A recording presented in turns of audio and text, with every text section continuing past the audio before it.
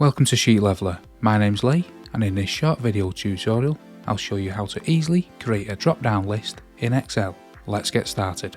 To create a drop-down list with more options, we'll use the months of the year as our options for the answers to the first question.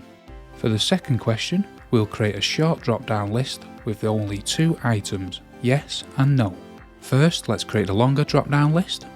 We'll add a new spreadsheet and name it Data, and make a list of months that will be used for our drop-down menu. Now we'll click back onto the spreadsheet Questions and create our first drop-down list. Click into the cell in which you want to create the drop-down menu. Then click on the tab Data, go to the Data Tools and select the options Data Validation. Find Settings in the pop-up menu and select List from the menu. Now we need to tell Excel where to find the data for the drop-down list.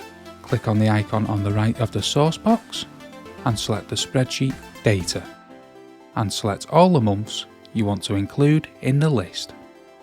Press Enter and you've defined the contents of your drop-down list. Click OK and you're done.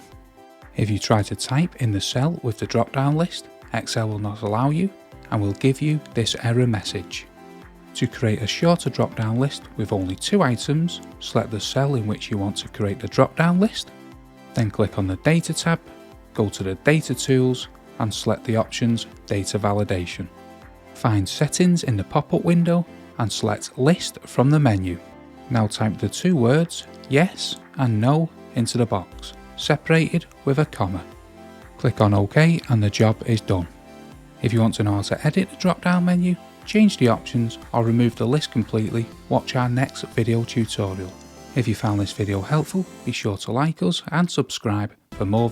You can also watch more videos that will help you use Excel like a boss. Thanks for watching and see you in the next video.